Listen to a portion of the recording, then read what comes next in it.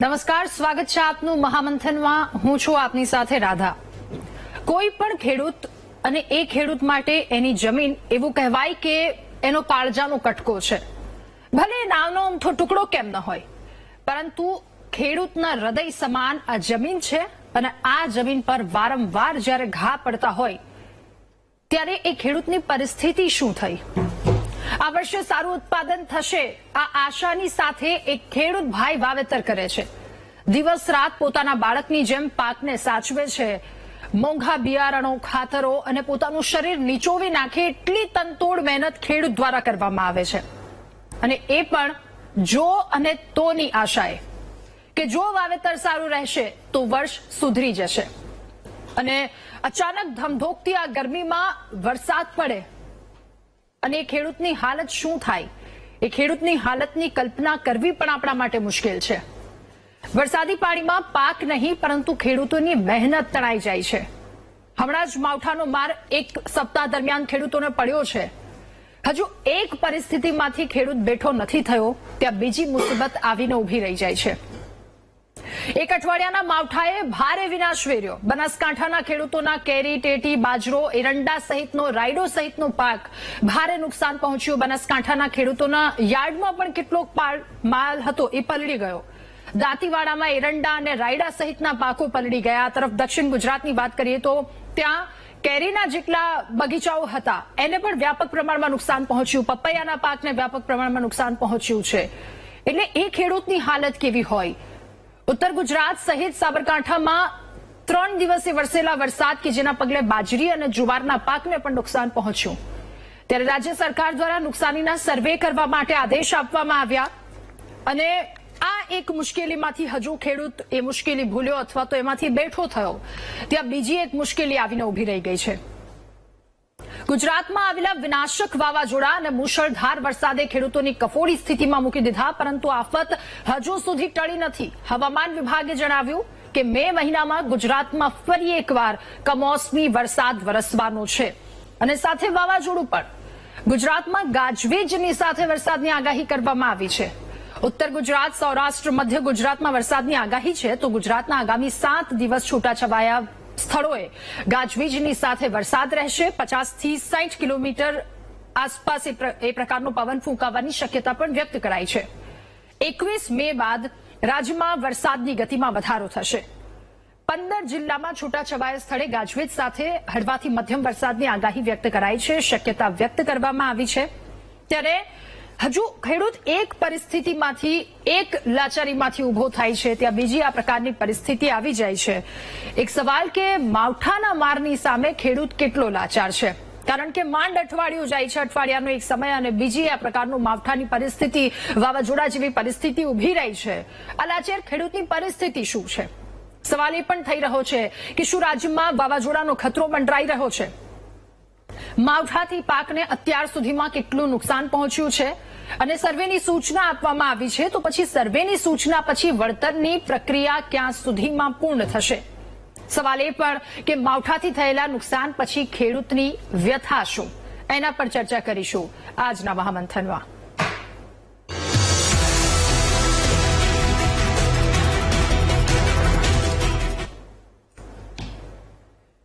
ત્યારે રાજ્ય પર ફરી એકવાર આ પ્રકારની આફત આવી છે કારણ કે અરબ સાગરમાં એક સિસ્ટમ સક્રિય થઈ અને વાવાઝોડા જેવી પરિસ્થિતિ એ ગોવા અને મહારાષ્ટ્ર વચ્ચે આ પ્રકારની પરિસ્થિતિ વધારે વ્યાપક પ્રમાણમાં અસર અને સાથે ગુજરાતમાં પણ કેટલાક તટીય વિસ્તારમાં રહેવાની છે. વાવાઝોડાની સાથે ભારે વરસાદની આગાહી વ્યક્ત કરવામાં આવી છે. શું રહેશે પરિસ્થિતિ? વાવાઝોડું શા માટે થઈ રહ્યું છે? આ વખતેના વાવાઝોડાનું નામ શું રહેશે? અનેક સવાલો થઈ રહ્યા છે અને ખેડૂતોની પરિસ્થિતિ આવનારા આ અઠવાડિયામાં કેવી રહેશે એના પર ચર્ચા કરીશું. હવામાન નિષ્ણાંત પરેશ ગોસ્વામી આપણી સાથે મહામંથનમાં જોડાયા છે. પરેશભાઈ, ખૂબ ખૂબ સ્વાગત છે આપનું મહામંથનમાં. મારો પ્રથમ પ્રશ્ન આપને એ રહેશે કે ગુજરાતમાં વાવાઝોડાની અસર કહેવામાં આવી રહ્યું છે, અસર થશે, પરિસ્થિતિ ગુજરાતભરની શું રહેશે? કઈ સિસ્ટમ છે કે જે સક્રિય થવા જઈ રહી છે?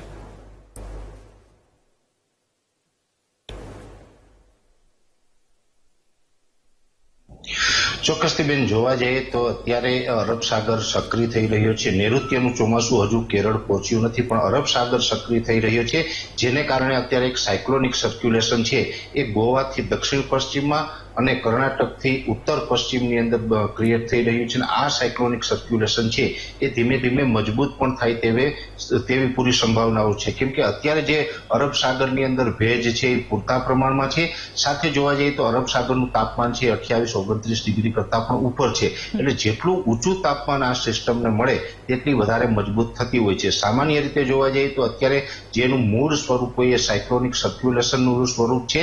22 તારીખે એ લો પ્રેશરમાં પરિવર્તિત થાય તેવી સંભાવનાઓ છે. અને કોઈ પણ જે વરસાદી સિસ્ટમ હોય એ 5 સ્ટેપમાં આવે ત્યાં સુધી એને વરસાદી સિસ્ટમ કહેવાય, એ પછી એ સાયક્લોનના સ્વરૂપમાં પરિવર્તિત થતી હોય છે. અત્યારે જે સાયક્લોનિક સર્ક્યુલેશન છે એ ધીમે ધીમે ઊંચું તાપમાન મળશે અને મજબૂત થશે તો લો પ્રેશર બનશે. લો પ્રેશર મજબૂત બનશે તો વેલમાર્ક લો પ્રેશર બને, અને વેલમાર્ક છે પછી ડિપ્રેશન, અને ત્યારબાદ એ ડીપ ડિપ્રેશન બને. એટલે સાયક્લોનિક સર્ક્યુલેશનથી લઈને ડીપ ડિપ્રેશન સુધીની જે 5 કેટેગરી છે, આ તમામ કેટેગરીને વરસાદી સિસ્ટમ કહેવામાં આવે છે. અમે જ્યારે પણ વરસાદી સિસ્ટમની વાત કરતા હોય ત્યારે આ 5માંથી કોઈ પણ એક કેટેગરીની અંદર આ સિસ્ટમ તૈયાર થઈ હોય. હવે ડીપ ડિપ્રેશન છે એ ટોપની કેટેગરી કહેવાય, અને એને પણ સતત ઊંચું તાપમાન મળે તો ઊંચું તાપમાન છે એ વરસાદી સિસ્ટમને સંપૂર્ણ એનર્જી આપતું હોય છે, મજબૂત બનાવતું હોય છે. એટલે ઊંચું તાપમાન મળે તો ડીપ ડિપ્રેશન છે એ સાયક્લોનમાં પરિવર્તિત થતું હોય છે, જેને આપણે સાયક્લોન સ્ટોર્મ કહીએ છીએ. હવે અત્યારે જે આ સાયક્લોનિક સર્ક્યુલેશન છે એ 22 તારીખે લો પ્રેશરમાં કન્વર્ટ થાય એ પછી ધીમે ધીમે સિસ્ટમ છે મૂવમેન્ટ કરવાનું ચાલુ કરશે. અત્યારે જોવા જઈએ તો જે સાયક્લોન બને એવા તમામ પરિબળો છે એ અરબ સાગરની અંદર સક્રિય છે, એટલે સાયક્લોન બનવાની શક્યતાઓને આપણે નકારી ન શકાય. પણ આ જે વરસાદી સિસ્ટમ છે એ મૂવમેન્ટ કરવાનું ચાલુ કરે પછી જો થોડી પણ પશ્ચિમ દિશા તરફ મૂવમેન્ટ કરે તો સાયક્લોન બનવાની સંભાવનાઓ વધી જશે. પણ જો એ સિસ્ટમ બની અને ઉત્તર પૂર્વ તરફ ગતિ કરે તો સાયક્લોનની જગ્યાએ ડીપ ડિપ્રેશન સુધી એ સિસ્ટમ છે એ જઈ શકે છે. સામાન્ય રીતે અત્યાર સુધી જોવા જઈએ તો જે ભૂતકાળમાં નજીકના સમયની અંદર જેટલા પણ સાયક્લોનો આવ્યા છે એ વાયુ સાયક્લોન હોય, બિપરજોય હોય, તૌતે હોય કે અન્ય હોય, આ તમામ જે સાયક્લોનો છે એ જ્યારે પણ કર્ણાટક કે કેરળથી પશ્ચિમ દિશામાં બન્યા ત્યારે ડીપ સીની અંદર હતા, અને અત્યારે જે આ સિસ્ટમ બની રહી છે એ આપણા કાંઠા વિસ્તારથી ખૂબ નજીક છે. જ્યારે પણ સિસ્ટમ છે એ દરિયાકાંઠાથી થોડીક વધારે દૂર હોય તો એને મૂવમેન્ટ કરવાનું એક જગ્યા મળે છે, અને એને ઊંચું તાપમાન પણ વધુમાં વધુ મળતું હોય છે, એટલે એમાં વધારે પડતા સાયક્લોન બનવાની સંભાવના હોય. જોકે આ સિસ્ટમ છે એ અત્યારે દરિયાકાંઠાથી નજીક છે, પણ થોડી પણ પશ્ચિમ દિશામાં ચાલશે તો એને સ્પેસ મળી જશે અને સાયક્લોનમાં કન્વર્ટ થઈ શકે છે. એટલે આમ જોવા જઈએ તો આપણે 1 થી 2 દિવસની અંદર અલગ અલગ મોડેલોના આધારે જે પ્રિડિક્શન કરતા હોય એમાં ચિત્ર સ્પષ્ટ થવાનું છે કે આ સાયક્લોન બનશે કે ડીપ ડિપ્રેશન બનશે. પણ બેન, અહીંયા જોવાની વાત એ છે કે સાયક્લોન બને કે ડીપ ડિપ્રેશન બને, ગુજરાત ઉપર ખતરો છે એ આપણે તોડાયેલો છે. ગુજરાત ઉપર ખતરો એવો છે કે 22-23 તારીખથી જે વરસાદો ચાલુ થવાના છે, શરૂઆતમાં જે આ પ્રી મોન્સૂન એક્ટિવિટી છે એ આ સિસ્ટમની અસરને કારણે ગુજરાતમાં ચાલુ થશે. એટલે શરૂઆતમાં છૂટાછવાયા ઝાપટાના રૂપમાં એની શરૂઆત થશે. જેમ જેમ સમય પસાર થતો જશે એમ વરસાદની તીવ્રતા અને વરસાદના વિસ્તારોમાં વધારો થશે, અને આ મે મહિનાના છેલ્લા અઠવાડિયાની અંદર ગુજરાતના અનેક ભાગોની અંદર 2 થી લઈને 4 ઇંચ અને આઇસોલેટેડ વિસ્તારોની અંદર 4 ઇંચ કરતા પણ વધુ વરસાદ પડે એવી શક્યતાઓ છે. એટલે ખાસ ખેડૂત ભાઈઓએ અત્યારે ધ્યાન રાખવાનું છે, 22 તારીખ પહેલા તમામ કામો છે એ સાચવી લેવા, કેમ કે મે મહિનાના છેલ્લા અઠવાડિયામાં ગુજરાતની અંદર સામાન્ય કરતા વધારે વરસાદ પડવાની સંભાવનાઓ ચોક્કસથી દેખાઈ રહી છે. જી બિલકુલ, એટલે 22 તારીખ પહેલા તમામ કામો સાચવવા માટે લોકોને અપીલ કરવામાં આવી છે. મારો આપને સવાલ એ પણ કે 22 અને 23 ગુજરાતભરમાં વરસાદ રહેશે, કયા વિસ્તારને સૌથી વધારે અસર પહોંચવાની શક્યતા છે આમાં? સામાન્ય રીતે જોવા જઈએ તો ડિપ્રેશન કે ડીપ ડિપ્રેશનના સ્વરૂપમાં જો આ સિસ્ટમ ગુજરાત ઉપરથી પસાર થાય તો પણ પવનની ઝડપ છે એ 40 થી લઈને 50 કિલોમીટર પ્રતિ કલાકની ઝડપે નોંધાશે, અને એના જે ગસ્ટિંગ હોય છે એ 60 થી લઈને 65 કિલોમીટર પ્રતિ કલાકની ઝડપે જોવા મળે તેવી શક્યતાઓ છે. આ વરસાદો છે એ પવન સાથે જ હશે, અને જિલ્લાઓની વાત કરવા જઈએ તો સૌરાષ્ટ્રના લગભગ દરિયાકાંઠાના તમામ જિલ્લાઓ, જેમાં ગીર સોમનાથ, જુનાગઢ હોય, અમરેલી, ભાવનગર કે બોટાદ સહિતના વિસ્તારો હોય, એ સાથે મધ્ય ગુજરાતના આણંદ, નડિયાદ, ખેડા, વડોદરા જેવા વિસ્તાર છે, ખંભાતના આખાત લાગુ જેટલા તાલુકાઓ છે તમામ તાલુકાઓને વરસાદ પડી શકે. એ સાથે દક્ષિણ ગુજરાતના પણ તમામ જિલ્લાઓ હશે, જેમાં ભરૂચ હોય, અંકલેશ્વર હોય, સુરત, વલસાડ, વાપી, બારડોલી, બીલીમોરા હોય, ડાંગ જેવા વિસ્તારો હોય, અથવા તો નર્મદા જિલ્લો છે, એ તમામ વિસ્તારોને પણ સામાન્ય કરતા વધારે વરસાદની સંભાવનાઓ છે. એ સાથે મધ્યપ્રદેશ બોર્ડર લાગુ વિસ્તાર છે, જેમાં છોટાઉદેપુર, દાહોદ, ગોધરા અને મહીસાગર જેવા વિસ્તારો છે, એટલા વિસ્તારોમાં પણ વરસાદો પડવાની શક્યતાઓ છે. એટલે આમ જોવા જઈએ તો ગુજરાતમાં 50% કરતા વધારે વિસ્તારોને વરસાદની અસર થવાની છે. 2 થી લઈને 4 ઇંચ, અમુક જગ્યાએ 4 ઇંચ કરતા વધારે, અને એ પણ પવન સાથે. જો ડીપ ડિપ્રેશન અથવા તો ડિપ્રેશનના સ્વરૂપમાં પસાર થાય તો આપણે 50 કિલોમીટર પ્રતિ કલાકની ઝડપે પવન ફૂંકાય, અને જો થોડું પણ આ પશ્ચિમ દિશામાં મૂવમેન્ટ કરે અને સાયક્લોન સ્ટ્રોમ બનશે તો એ પવનની ઝડપમાં પણ વધારો થઈ શકે. સાયક્લોન સ્વાભાવિક રીતે જે કોઈ નોર્મલ સાયક્લોન સ્ટ્રોમ હોય તો પણ 65 કિલોમીટર પ્રતિ કલાક કરતા એની પવનની ઝડપ વધારે હોય છે, અને એના જે ગસ્ટિંગ હોય છે એ 90 થી લઈને 100 કિલોમીટર પ્રતિ કલાકની ઝડપે એના ગસ્ટિંગ પણ આપણે જોવા મળતા હોય છે. એટલે સાયક્લોન સ્ટ્રોમ બનશે તો 100 કિલોમીટર પ્રતિ કલાક ઝડપ સુધી પવન જોવા મળશે, નહીંતર આપણે 40 થી 50 અને ગસ્ટિંગ છે એ 60 થી 65 કિલોમીટર જોવા મળે. અને મેં આપને જણાવ્યું એમ દક્ષિણ ગુજરાત, સૌરાષ્ટ્ર અને મધ્ય ગુજરાતના અનેક ભાગોની અંદર આ વરસાદના રૂપમાં પણ અસર કરી શકે છે. ઓકે પરેશભાઈ, સવાલ આપને એ પણ પૂછવો, જ્યારે વાવાઝોડા આવે છે ત્યારે અલગ અલગ દેશો દ્વારા એના નામ આપવામાં આવે છે, તો જેમ કે બિપોરજોય, તોકતે, આ વખતેના વાવાઝોડાને લઈને કોઈ નામ સામે આવ્યું છે? કોઈ આ વાતને લઈને અપડેટ?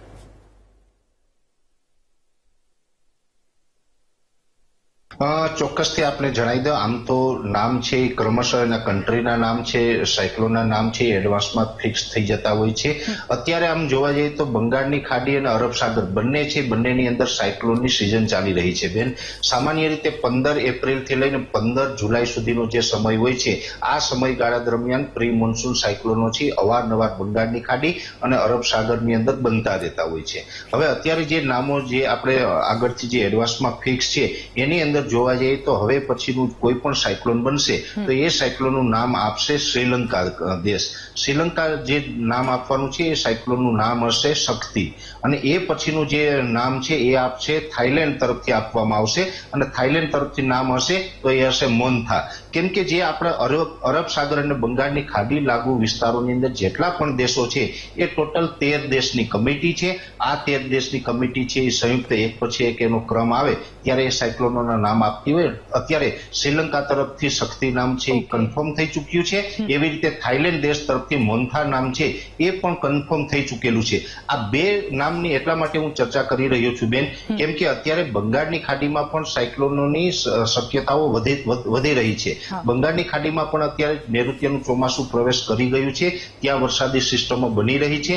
ત્યાં એક સિસ્ટમ છે એ ડીપ ડિપ્રેશન સુધી પહોંચે તેવી શક્યતાઓ છે, કદાચ વધારે ઇન્ટેન્સિફાઈ થાય, અને ત્યાં પણ જો બંગાળની ખાડીમાં સાયક્લોન બને, જો કે બંગાળની ખાડીમાં સાયક્લોન બને તો એ ડાયરેક્ટ ગુજરાતને અસર ન કરતું હોય, એ પૂર્વ ભારતના વિસ્તારોને અસર કરતું હોય, પણ બંગાળની ખાડીમાં પણ જો સાયક્લોન બને તો એને પણ નામ આપવાનું હોય છે. એટલે જે સાયક્લોન અરબ સાગરમાં અથવા તો બંગાળની ખાડીમાં પહેલું સાયક્લોન જે બનશે એનું નામ શ્રીલંકા તરફથી શક્તિ હશે, અને બીજું સાયક્લોન બનશે તો એનું નામ મોન્થા હશે. આ નામ છે એ કન્ફર્મ છે, અને આ ક્રમ મુજબ આ રીતે સાયક્લોનોના નામ છે એ ક્રમશઃ આપવામાં આવતા હોય છે. આવનારા 2 સાયક્લોનના નામ પણ આ જ મુજબ રહેવાના છે. જી બિલકુલ. પરેશભાઈ, મારે આપને એ પણ પૂછવું છે કે હાલનું આ જે વાવાઝોડું આવે છે એ કઈ કેટેગરીમાં આવે છે? કેટલું ભારે કહી શકાય? લો પ્રેશર, ડીપ ડિપ્રેશન, કેટલું ભારે કહી શકાય?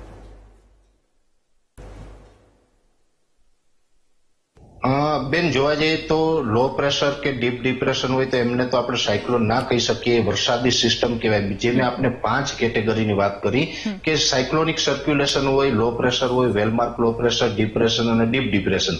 આ જે 5 કેટેગરી છે એ વરસાદના રૂપમાં અસર કરતી હોય છે ને એને વરસાદી સિસ્ટમ કહેવામાં આવે. પણ આ 5 કેટેગરી પાર કર્યા પછીની જે કેટેગરી ચાલુ થાય છે, એટલે કે આ 5 કરતા પણ વધુ મજબૂત કોઈ સિસ્ટમ બને છે ત્યારે સાયક્લોન સ્ટ્રોમ બને છે, એ સાયક્લોન સ્ટ્રોમ છે એ પણ એનું મૂળ સ્વરૂપ છે. એ સાયક્લોન સ્ટ્રોમ જો મજબૂત બને તો સિવિયર સાયક્લોન બને, વેરી સિવિયર સાયક્લોન બને, એક્સ્ટ્રીમલી સાયક્લોન બને, વેરી એક્સ્ટ્રીમલી સાયક્લોન બને અને સુપર સાયક્લોન સુધી પણ આ સાયક્લોનો ઘણી વખત બનતા હોય. જોકે આપણા અરબ સાગરની અંદર સુપર સાયક્લોનની વાત કરવા જઈએ તો છેલ્લા 27 વર્ષની અંદર કોઈ સુપર સાયક્લોન બન્યું નથી. મને યાદ છે ત્યાં સુધી 1998 ની અંદર કચ્છના કંડલા ઉપર જે લેન્ડફોલ થયું હતું એ સુપર સાયક્લોન હતું. સુપર સાયક્લોન લેન્ડફોલ કરે ત્યારે સામાન્ય રીતે એની જે ઝડપ હોય છે એ 220 કિલોમીટર પ્રતિ કલાક કરતા પણ વધુ હોય છે અને એના ગસ્ટિંગ છે 260 થી લઈ અને 270 કિલોમીટરની ઝડપે એના ગસ્ટિંગ પણ નોંધાતા હોય છે.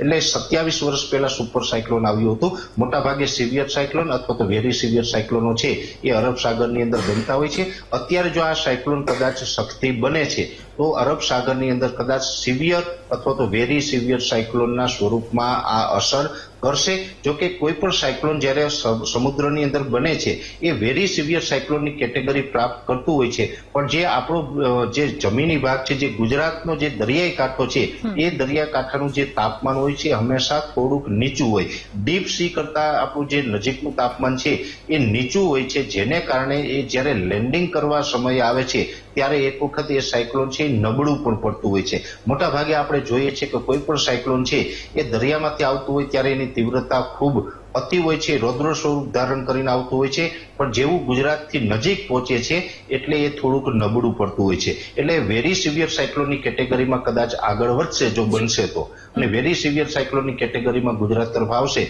તો લેન્ડિંગ સમયે એની જે કેટેગરી છે એ કાં તો સિવિયર સાયક્લોન અથવા તો સાયક્લોનિક સ્ટ્રોમની હોઈ શકે છે. ઓકે પરેશભાઈ, હવે એ પૂછવું છે કે ગુજરાતના તટે ટકરાવવાનું છે વાવાઝોડું, તો એ કયા સમયે ટકરાશે? લોકોએ કયા સમયે ખાસ સાવચેતી રાખવાની જરૂર છે?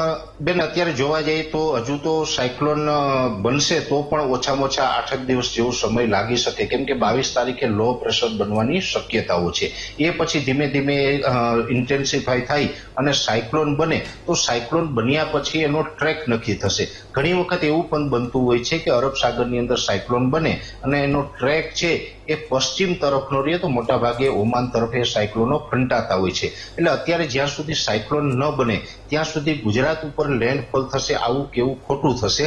એટલે ગુજરાત તરફ જ લેન્ડ થશે એવું આપણે ન કહી શકીએ, કે સાયક્લોન બન્યા પછીનો ટ્રેક જોયા પછી કહી શકીએ. પણ માની લઈએ કે સાયક્લોન બને છે અને એનો ટ્રેક ગુજરાત તરફનો હોય તો એ લગભગ 29 મે થી લઈને 2 જૂન સુધીમાં ગમે ત્યારે લેન્ડ થઈ શકે. જો બનશે અને એ ગુજરાત તરફ આવશે તો 29 મે થી લઈને 2 જૂન વચ્ચે એનું લેન્ડિંગ થઈ શકે છે. પરેશભાઈ, હવે સૌથી મહત્વનો સવાલ મારે આપને પૂછવો છે કે પહેલાનું માવઠું અઠવાડિયા આસપાસનો એ સમય રહ્યો હતો, ખેડૂતોની પરિસ્થિતિ ખૂબ જ દયનીય પ્રકારની થઈ હતી. ફરી એકવાર માવઠું છે, આ માવઠું કેટલું ભારે રહેશે? આ વાવાઝોડું ખેડૂતો માટે કેટલું ભારે? બેન, આમ જોવા જઈએ તો ચાલુ વર્ષે ખેડૂતોને ખૂબ મોટું નુકસાન થયું છે, જેમાં ઉનાળુ પાકની અંદર આપણે મે મહિનાના પ્રથમ અઠવાડિયામાં જે વરસાદો પડ્યા એમાં અડદ, મગ, તલથી લઈને ડુંગળીથી લઈને કેરીના પાકને તમામ પાકને નુકસાન થયું છે. હજુ આ જે છેલ્લા અઠવાડિયાની અંદર પણ જે આ વરસાદો આવવાની સંભાવનાઓ છે એટલે આને કારણે પણ શેરડીના પાકો હોય, કેળાના પાકો છે, તમાકુનો પાક હોય અથવા તો જે બાગાયતી પાકોમાં જે આપણે ફળોનો રાજા કહેવાય છે કેસર કેરી, એને પણ નુકસાન જાય તેવી ખૂબ અત્યારે શક્યતાઓ દેખાઈ રહી છે. એ સાથે જે ફિલ્ડ ક્રોપ છે, જે સમર ક્રોપ છે, જેની અંદર અડદ, મગ, તલ, બાજરી, જુવાર, મકાઈ, ડાંગર આ તમામ પાકોને પણ નુકસાન થાય તેવી શક્યતાઓ છે. એટલે ઓલ ઓવર જોવા જઈએ તો આ વરસાદ કે વાવાઝોડું આવે તો ઘણા બધા ખેડૂતોને નુકસાન પણ થશે અને અમુક ખેડૂતોને ફાયદો પણ થશે, કેમ કે જે ખેડૂત ભાઈઓને બગીચાના પાક છે અથવા તો ફિલ્ડ ક્રોપ છે, સમર ક્રોપ જેને ઉભો છે એ બધા ખેડૂતોને નુકસાની જવાની છે. પણ જે ખેડૂતોને ઉનાળામાં પાણીની વ્યવસ્થા નહોતી અને ઉનાળુ પાક વાવેલો નહોતો, ખેતરો ખાલી છે, એ ખેડૂતોને ફાયદો થશે. ફાયદો એવી રીતે થશે, આમ જોવા જઈએ તો આપણે 15 જૂનથી સામાન્ય રીતે ગુજરાતમાં ચોમાસાની શરૂઆત થતી હોય છે, પણ ઘણા ખેડૂતોને પાણીની વ્યવસ્થા હોય તો એ 25 કે 20 મે પછી ગમે ત્યારે એડવાન્સમાં વાવેતર ચાલુ કરતા હોય છે. એટલે જે ખેડૂતોને ખેતરો ખાલી છે વાવેતર નથી કરેલું ને એને જો આ વાવણી લાયક વરસાદ પડશે, 2 ઇંચ કરતા વધારે વરસાદ પડશે તો ચોમાસા પહેલા એટલે કે નૈઋત્યના ચોમાસા પહેલા વાવેતર કરી શકશે અને જે ચોમાસું પાક હોય છે એ જેટલું વહેલું વાવેતર કરવામાં આવે તો એનું ઉત્પાદન પણ સારું મળતું હોય છે, હાર્વેસ્ટિંગ વહેલું થાય એટલે એને ભાવ પણ સારા મળતા હોય છે. એટલે જે ખેડૂતોને પાક ઉભો છે એને નુકસાન થશે, જેને નથી ઉભો એને ફાયદો પણ કરશે. એટલે ફાયદો અને નુકસાની બંને વસ્તુ લઈને આ સિસ્ટમ છે એ ગુજરાત તરફ આગળ વધી રહી છે. ઓકે, ઠીક છે પરેશભાઈ, ખૂબ ખૂબ આભાર મહામંથનમાં અમારી સાથે જોડાવા બદલ, આ મુદ્દા પર ચર્ચા કરવા બદલ. તો હાલ ગુજરાતની આ પરિસ્થિતિ છે, વરસાદ રહેશે અને ક્યાંક કેટલાક ખેડૂતોને ભારે નુકસાન, ક્યાંક થોડો ફાયદો થવાની આ પરિસ્થિતિ છે. પરંતુ એક તરફ માવઠામાંથી નીકળેલા ખેડૂતો ફરી એકવાર આ પ્રકારની આફત આવી છે, ત્યારે ખેડૂતોની વ્યથા શું છે એના પર ચર્ચા કરીશું. મહામંથનમાં આપણી સાથે બીજા ગેસ્ટ પેનલમાં જોડાયા છે નેતા ભાજપ ઘનશ્યામભાઈ ગઢવી, આપણી સાથે મહામંથનમાં જોડાયા છે નેતા કોંગ્રેસ ગોવિંદભાઈ સભાયા, આપણી સાથે જોડાયા છે ખેડૂત અગ્રણી પ્રદ્યુમનસિંહ સરવૈયા, આપણી સાથે મહામંથનમાં જોડાયા છે ખેડૂત અગ્રણી બીજા વિઠ્ઠલભાઈ દુધાત્રા પણ આપણી સાથે જોડાયા છે અને અમરેલીથી એક ખેડૂત કાનુભાઈ ડાંગર આપણી સાથે મહામંથનમાં જોડાયા છે. આપ સૌનું ખૂબ ખૂબ સ્વાગત છે મહામંથનમાં. શરૂઆત મારે કનુભાઈ આપનાથી કરવી છે. માવઠું એક બાદ એક, હજુ એક ગયું છે, ફરી એકવાર વાવાઝોડા જેવી પરિસ્થિતિ છે, ખેડૂતોની શું સ્થિતિ છે, આપ શું કહેશો આ સ્થિતિ પર, વ્યથા વિશે? કનુભાઈ. ખેતરમાં હળ આપી અને ધાન પકવતો એને ખેડૂત કહેવામાં આવે છે, કારણ કે આ જગતના તાપની વાત લઈને આપની વીટીવી ટીમ આવી બદલ આપને આખી ટીમનો ખૂબ ખૂબ ધન્યવાદ. મેડમ, વાત કરવી છે કે ખેડૂતની કે અત્યારે જે માવઠાની માર ખેડૂતોને સહન કરવો પડ્યો છે અને સતત ને સતત 8 દિવસ સુધી ખેડૂતના ઉનાળુ પાક ઉપર વરસાદ વરસી રહ્યો છે, જેમાં તલ છે, મગફળી છે, મગ છે, કેરી છે અને સૌથી વધુ નુકસાન જોઈએ તો કેરીના પાક ઉપર થયું છે, કારણ કે આખું વર્ષમાં એક જ વાર જો મોર આવતું હોય તો કેરીમાં આવતું હોય છે અને અતિશય પવન અને વરસાદથી કેરીના સંપૂર્ણ પાક નાશ થયો છે.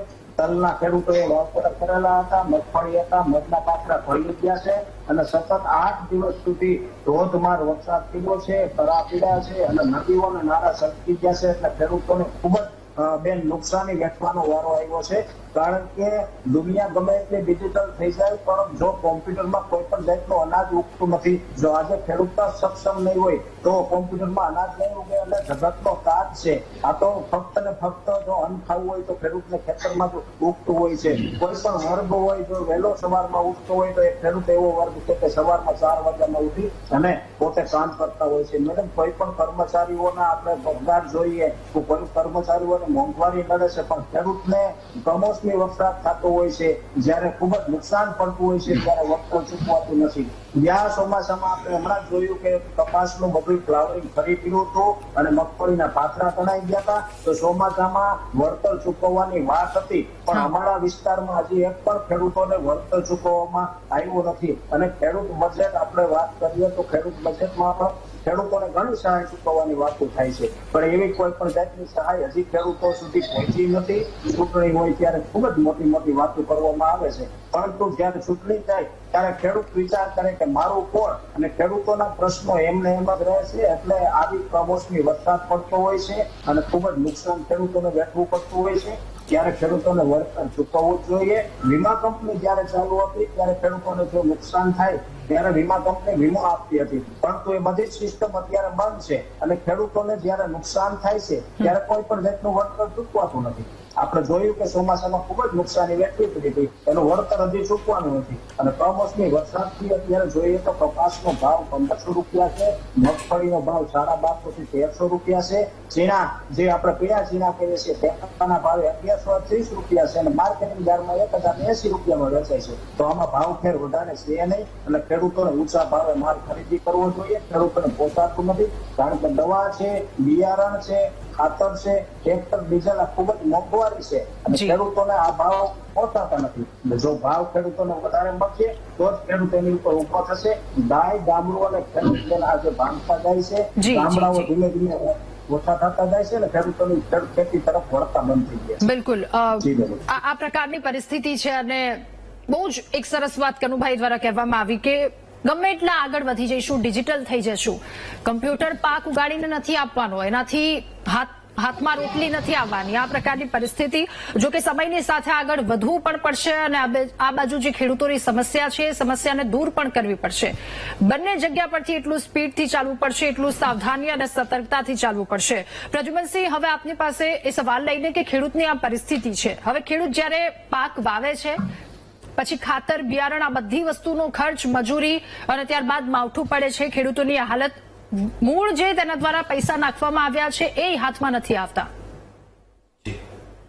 હમણાં જ આપણે પરેશભાઈ ગોસ્વામીજીએ વાત કરી જે આબોહવાની, વાતાવરણની, એમાં જે રીતે કીધું કે હજી પણ હજી પ્રેશર આવશે, હજી વાવાઝોડાની પણ શક્યતા છે.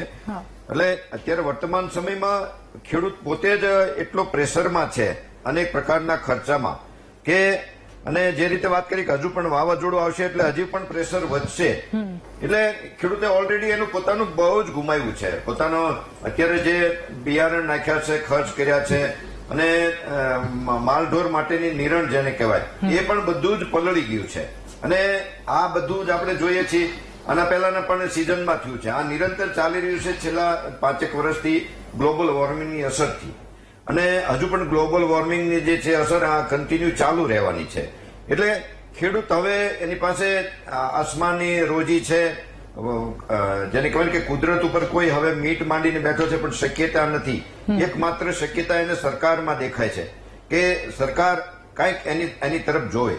કેમ કે ખેડૂતનો જે હિસ્સો છે અર્થતંત્રમાં 50%થી વધુ રોજગારી આપે છે ખેડૂત.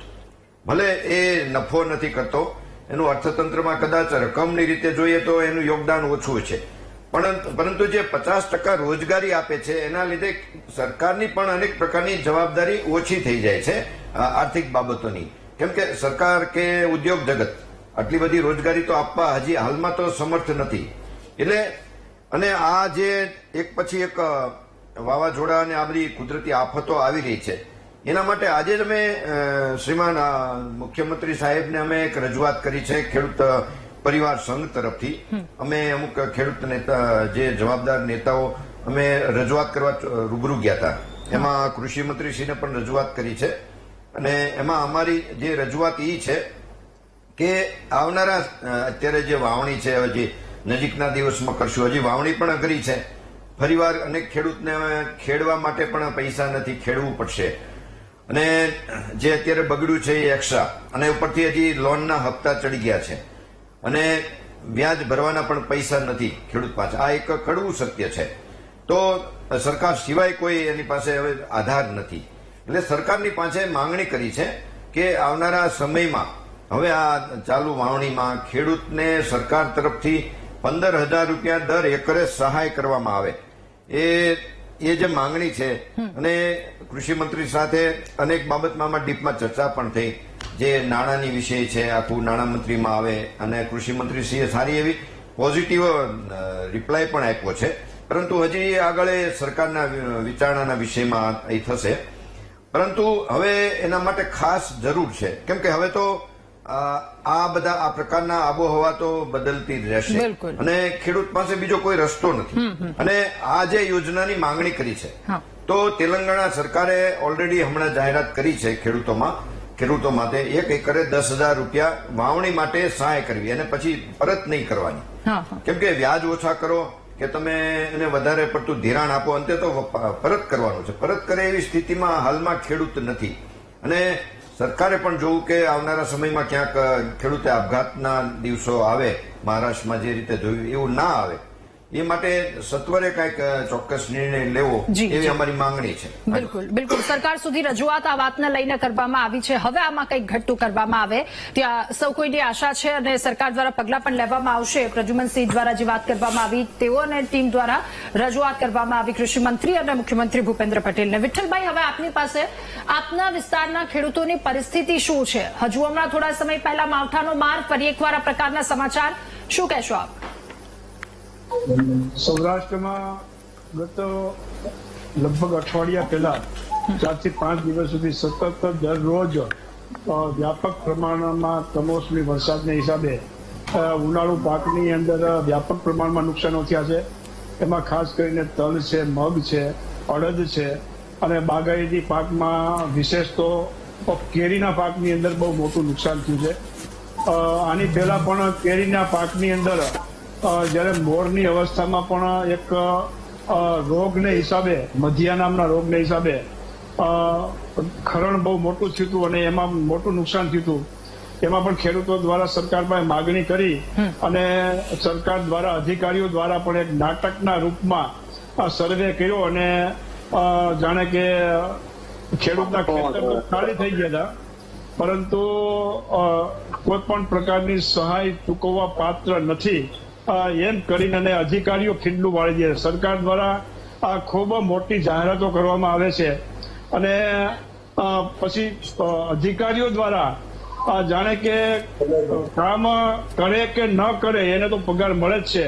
એટલે જો પોઝિટિવ રિપોર્ટ આપે કે વ્યાપક પ્રમાણમાં નુકસાન થયું તો ખેતરે ખેતરે જઈને એને સર્વે કરવું પડે અને એવું ન કરવું પડે એટલા માટે બહુ નુકસાની નથી. મને એવું લાગે છે કે એવા રિપોર્ટ ભરી દે છે અને ખેડૂતોને કોઈ પણ પ્રકારનું વળતર મળતું નથી.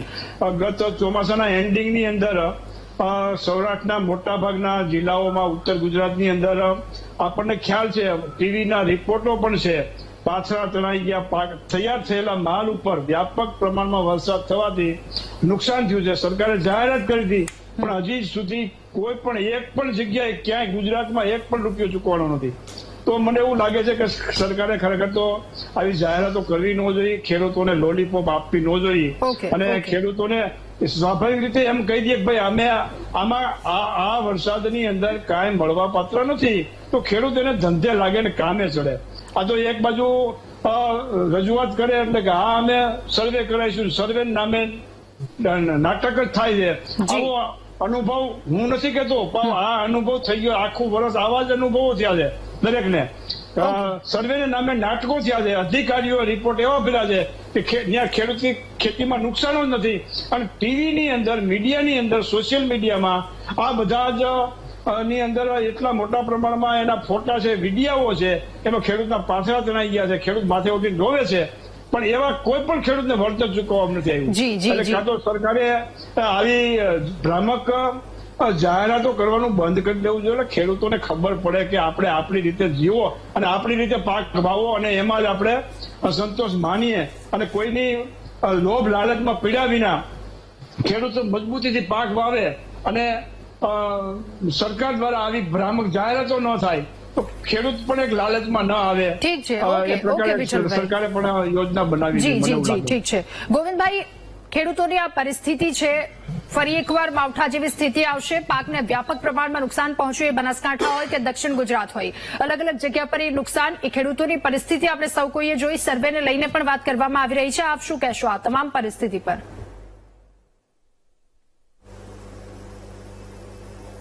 વીટીવીના માધ્યમથી મહામંથનમાં આ કાર્યક્રમમાં ઉપસ્થિત આપના સર્વે દર્શકોને અને ખેડૂત ભાઈઓને મારા નમસ્કાર.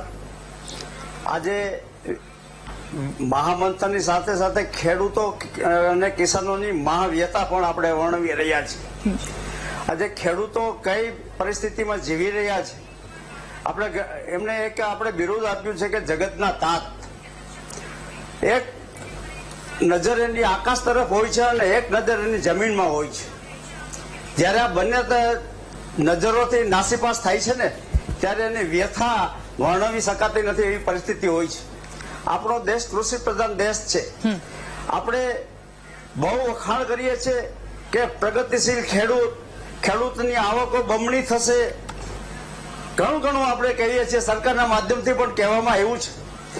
પણ આ બધી વસ્તુઓ, આ બધી વાતો માત્ર શબ્દોમાં રહી જાય છે. ખરેખર જો ખેડૂતોના હિતની આપણે વાત કરવી હોય તો આજે ખેડૂત જે બરબાદ થઈ રહ્યો છે, હમણાં અમારા સાથી મિત્રોએ કીધું કે માણસો ખેતી કરતા અત્યારે ખેતીથી દૂર ભાગી રહ્યા છે. એ શા માટે પરિસ્થિતિનું આવું સર્જન થાય છે? એ એટલા માટે થાય છે કે મહા મહેનત કરી છતાં પણ એનું વળતર ન મળતું હોય, એમને આજીવિકા રડવા માટે લોનો લેવી પડતી હોય અને એને દરેક ક્ષેત્રથી નાસીપાસ થાય, સરકારથી નાસીપાસ થાય. કુદરતી જયારે આપત્તા આવે ત્યાં વાવાઝોડું અને એમના પાકોને જયારે નુકસાનો થાય છે ત્યારે ખેડૂત અને બાગાયતી ખેડૂતોને ન માણી શકાય એવી એમના ઉપર પરિસ્થિતિ ગુજરાત પસાર થાય છે. ત્યારે મારે કહેવું છે કે ખેડૂત મિત્રોને આપણે એને જ્યાં જ્યાં પણ નુકસાની થતી હોય ત્યાં આપણે એને તાત્કાલિક અસરથી એમને રાહત આપવી જોઈએ. એમનો સર્વે તો પછી થાય, પણ પહેલા તો એને જે રાહત તાત્કાલિક મળવી જોઈએ આપવી જોઈએ. હું ખેડૂતો બરબાદ થાય છે એટલું નથી, પણ આની સાથે માલધારી લોકો પણ બરબાદ થાય છે. કારણ કે એમના માલ જે છે જાનવરો છે એની જે પણ જે સાચવણી કરવી હોય છે એ પણ નથી થઈ શકતી. ત્યારે આની સાથે ઘણા પાસાઓ જોડાયેલા છે. દૂધની પણ આપણી જે ડિમાન્ડ છે એ પણ આ ખેડૂત આધારિત હોય છે. ત્યારે આપણે ઘણી બધી પરિસ્થિતિઓમાંથી આપણે પસાર થઈ રહ્યા છે, આપણા ખેડૂત પસાર થઈ રહ્યા છે. ત્યારે મારે આ સરકારને પૂછવું છે કે આ સરકાર ખેડૂતો માટે ક્યારે જાગૃત થશે? આપણે વાતો ઘણી કરીએ છીએ જી પણ આપણે એ માયલું કશું કરતા નથી. ત્યારે આજનો આ જગતનો તાત એ એકદમ દુઃખી છે અને આ વ્યથા ઠાલવવા માટે મારી પાસે પણ શબ્દો નથી. ઠીક છે, બિલકુલ. ઘનશ્યામભાઈ, હવે આપની પાસે અનેક સવાલો ઉઠી રહ્યા છે, સાથે પણ કે ફરી એકવાર આ પ્રકારની આફત આવવા જઈ રહી છે ખેડૂતોના માથે, કારણ કે વરસાદ વરસશે. ત્યારે સહાય ની વાત કરવામાં આવે છે, પરંતુ ક્યાંક એવા સવાલો પણ ઉઠી રહ્યા છે કે સહાય ચૂકવાઈ નથી. છેલ્લી દ્રષ્ટિ, છેલ્લી આશાની નજર સરકારની સમક્ષ છે. શું કહેશો ઘનશ્યામભાઈ? રાધાબેન, જેમ પ્રદ્યુમનસિંહે વાત કરી એમ ગ્લોબલ વોર્મિંગના કારણે છેલ્લા વર્ષોથી હવામાનની અને વરસાદની પેટર્ન બદલાણી છે. દેશ ખેતી પ્રધાન છે મોટો. હું પોતે પણ ખેડૂત છું અને ખેડૂત તરીકે જ્યારે કોઈ પણ ખેડૂતની ઉપર આફત આવે ત્યારે રાજકીય વ્યક્તિ તો હું પછી છું, પણ હું પહેલા ખેડૂત છું અને ખેડૂત તરીકે દુઃખ અનુભવું છું. પણ અને જેને આફત જ કહેવાય એવી આફતો આવતી હોય ત્યારે સરકાર હંમેશા સરકારની નજર ખેડૂતોને કેમ કરીને એ નુકસાનમાંથી ઓછામાં ઓછું નુકસાન થાય અને ખેડૂત કેમ ઉભો રહે, ખેડૂતને કેમ સહાય કરાય, એની હંમેશા આ ભારતીય જનતા પાર્ટીની સરકારે ખેડૂતોનું ધ્યાન રાખ્યું છે. અને એટલા માટે છેલ્લા 8 વર્ષમાં 9 કરોડ ખેડૂતોને 11,000 કરોડથી વધારાની સહાય આપી છે.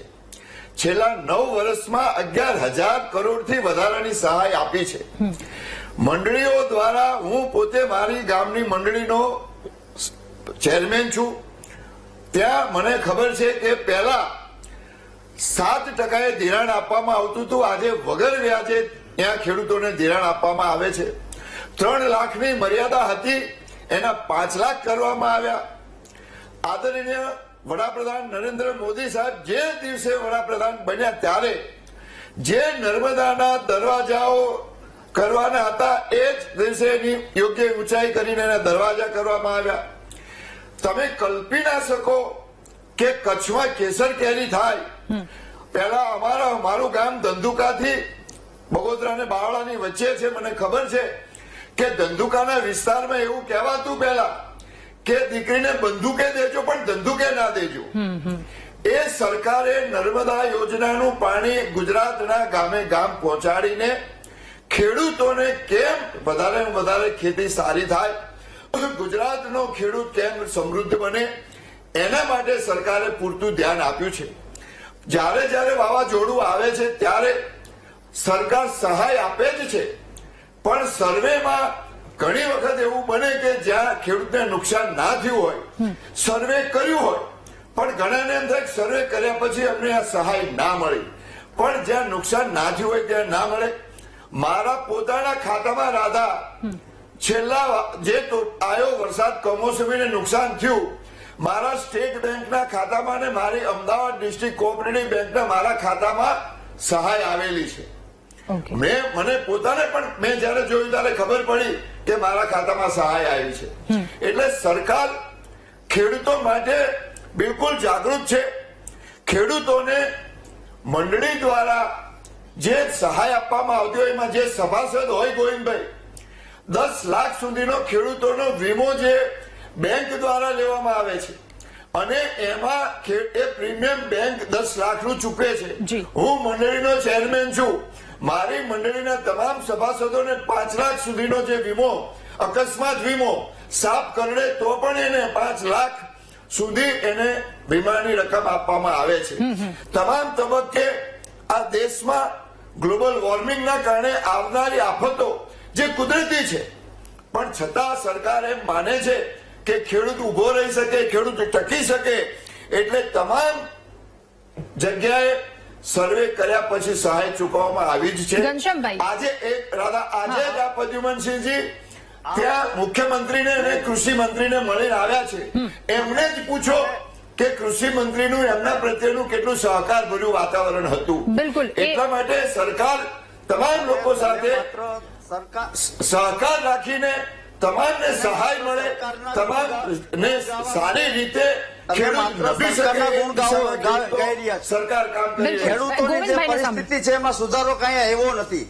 આજે 28 વર્ષથી જયારે ભાજપની સરકાર હોય ગુજરાતમાં અને ખેડૂતોની દશા હજી એઝ ઇટ ઇઝ હોય, ત્યારે આપણે એ સરકારના ગુણગાન ગાય અને આપણે ખાલી બિરદાવાની વાતો શબ્દોમાં રહી જાય છે. પરિસ્થિતિ કઈ જુદી હોય છે. લોકોની તમે પરવા નથી કરી, લોકોની તમે વ્યાખ્યા ગોવિંદભાઈ, લોકોની અત્યારે જે વાત કરો શું પરિસ્થિતિ હતી જ્યારે ના, ના, હું ના, બધી ના. જૂની વાતોમાં જવા નથી માંગતો. હું ખેડૂત છું એટલે ખેડૂત પ્રત્યે લાગણી છે. નર્મદા પણ તમે યોજના- પહેલા વિચારો, પહેલા શું મળતું હતું? સૌરાષ્ટ્ર પહેલાની મને 14 ની વાત કરો. નર્મદા શું યોજના પરિસ્થિતિ કોંગ્રેસનો હતી? નર્મદા શું યોજના પરિસ્થિતિ કોંગ્રેસ હતી? અહીંયા લાવી છે બેંકો કેટલા ગુજરાતની ટકા વ્યાજ અંદર. આપતી હતી? તમે તો માત્ર પાટિયા બનાવ્યા છે. ગોવિંદભાઈ, 7% તમે માત્ર વ્યાજ પાટિયા બનાવ્યા છે. આખા ખેડૂતો. નર્મદા યોજના અને ડેમ તો કોંગ્રેસના રાજમાં બની છે. અરે કેટલા વર્ષ અને તમે એના દરવાજે આજે જો કર્યા? ખેડૂત કેટલી તમે આજે- એ પછી કેટલા આજે ખેડૂત જો 3 પાક લઈ શકતો હોય તો નર્મદા ડેમને આ કચ્છમાં આજે કચ્છમાં નર્મદા ડેમને ખેતી આધીન છે. આટલી સારી રવિ થાય છે. પાક, એ કોના ખરીફ પ્રતાપે? પાક, આજે બાગાયતી ખેતી પણ વિકાસ ઉપર છે. પણ કુદરત જયારે કૃપાયમાન થાય છે ત્યારે ખેડૂત લાચાર બની જાય છે. તો કુદરત અને આ લાચાર ખેડૂતની કૃપાયમાન સામે થાય સરકાર છે. ત્યારે છતાં સરકાર સહાય કરે છે. ઓકે ઠીક છે. ત્યારે ઘનશ્યામભાઈ, સરકાર ગોવિંદભાઈ. એમનાથી વિમુખ થઈ જાય છે. ઠીક છે, ઘનશ્યામભાઈ, એમને ભગવાનના મારે ભરોસે આપને એક છોડી સવાલ દે છે. પૂછવો છે. સરકાર આપે એમનો કહ્યું- હાથ નથી ચાલતી. ઠીક છે, આજે ગોવિંદભાઈ. જરૂરિયાત છે કે જય જવાન જય કિસાન નું જે બિરુદ આપ્યું છે, આપણે કિસાન નો ઉત્કર્ષ કરશું તો જ આપણા દેશનો વિકાસ થશે. અને બિલકુલ કિસાન બિલકુલ જો સદ્ધર ગોવિંદભાઈ. હશે તો જ ઘનશ્યામભાઈ, મને એક વાતનો આપણું દેશનું ખૂબ ટૂંકમાં અર્થતંત્ર- જવાબ આપજો. ઘનશ્યામભાઈ, જે પ્રકારની પરિસ્થિતિ આપે કહ્યું કે આપના બેંક એકાઉન્ટમાં એ સહાય આવી ગઈ છે, હું એવું બિલકુલ નથી કહેતી સહાય નથી આવતી. ઘણી જગ્યાએ જ્યાં વ્યાપક પ્રમાણમાં નુકસાન પહોંચ્યું છે ત્યાં ખેડૂતો સુધી સહાય પહોંચી જાય છે, પરંતુ વિઠ્ઠલભાઈએ કહ્યું અલગ જગ્યા પરની ક્યાંક બીજી પરિસ્થિતિ પણ સામે આવી છે. તો આમાં ક્યાં ચૂક રહી જાય છે કે ખેડૂતોને સહાય નથી મળતી, અથવા તો એવી વાતો કરવામાં આવે છે, તો ક્યાં જવાબદારી ચૂકાઈ જાય છે અથવા તો ક્યાં ચૂક રહી જાય છે? રાધાબેન, જ્યારે સરકાર નક્કી કરે, એના ધોરણો નક્કી કરે, એ ધોરણો નક્કી થયા પછી જ્યાં જ્યાં સર્વે થાય અને એમાં જેને મળવા પાત્ર હોય એને મળે જ છે. ન મળવા પાત્ર હોય અને ઘણી વખત આપણી અપેક્ષા હોય ત્યારે લાગે કે સરકારે ના આપ્યું, પણ તમામ ગામોના અને તમામ જિલ્લા તાલુકાના એક ધોરણો નક્કી કર્યા હોય છે Okay. કે કેટલું નુકસાન છે એનું સર્વે અધિકારીઓ દ્વારા કરવામાં આવે છે. અધિકારીને કોઈ મારો કે તારો નથી હોતો, એને સરકારની સૂચના મુજબ કામ કરવાનું હોય છે, એના ધોરણો પ્રમાણે કામ કરવાનું હોય છે. એટલા માટે તમામ લોકોને જ્યાં ખરેખર નુકસાન થયું હોય, મેં કહ્યું કે મને ખબર નહોતી ને મારા બેંકના ખાતામાં આવ્યા છે પૈસા, એટલા માટે જો સરકારે મને ના આપવી હોત તો મારા ખાતામાં ના આવ્યા હોત. હા. એટલે જેને યોગ્ય આપવા લાયક છે એને મળે જ છે, એને આપ્યા જ છે. ઓકે ઠીક છે. વિઠ્ઠલભાઈ કંઈક કહેવા માંગે છે. વિઠ્ઠલભાઈ, આપનો સવાલ ટૂંકમાં જણાવશો, મારે બ્રેક લેવાનો સમય થયો છે. જી. મેં સહાયની વાત કરી એ જૂન જુલાઈની સહાય મળી છે. પછી ઓગસ્ટ ને સપ્ટેમ્બરના વરસાદમાં જ્યારે એને માવઠું કહેવાય છે, માવઠાની વ્યાખ્યામાં આવે છે, એ માવઠાની વ્યાખ્યામાં અનેક પાથરા તળાના છે. એ પાથરા તળાના હોય અને પાક તૈયાર થઈ ગયો હોય અને એની માથે જે વરસાદ થયો હોય એવા ગુજરાતમાં એક ખેડૂત સરકારે જાહેરાત કરી હતી કે અમે સર્વે કરીને આપશું, પણ એ એક ખેડૂતને જો એ પૈસા મળ્યા હોય ને તો મને ફરી વખત તમે આ રિપોર્ટમાં કહેજો કે એ પૈસા અમને મળ્યા. ઓકે ઠીક છે, આ વાતનો જવાબ મેળવીશું ઘનશ્યામભાઈ આપની પાસેથી, પરંતુ હાલ બ્રેક લેવાનો સમય થયો છે. મહામંથનમાં હાલ રોકાઈશું બ્રેક માટે, અને બ્રેક બાદ ખેડૂતોને આ જે વ્યથા છે, હવે ખેડૂતોને આ પરિસ્થિતિમાંથી કેવી રીતે બહાર કાઢી શકાય, શું મદદ કરી શકાય, અનેક મહત્વના મુદ્દા પર ચર્ચા યથાવત રાખીશું.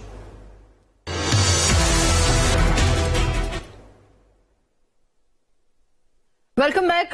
ચર્ચા કરી રહ્યા છે માવઠાના માર, એક બાદ એક આ પ્રકારની પરિસ્થિતિ અને એક વર્ષ અઘરું રહ્યું છે ખેડૂતો માટે.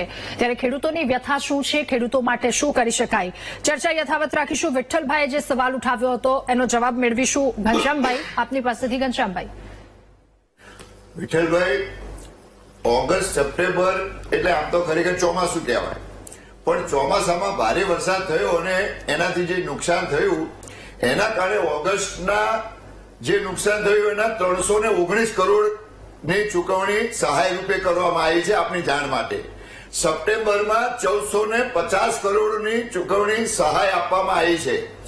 બાકી જે થોડું ઓગસ્ટનું હતું એ જુદી, પણ સપ્ટેમ્બર, તમે ઓગસ્ટ સપ્ટેમ્બર કીધા, એમાં ઓગસ્ટમાં 319 કરોડની સહાય, સપ્ટેમ્બરમાં 1450 કરોડની સહાય, અને આપે જે કીધું કે બધું તણાઈ ગયું, બધું નુકસાન થયું.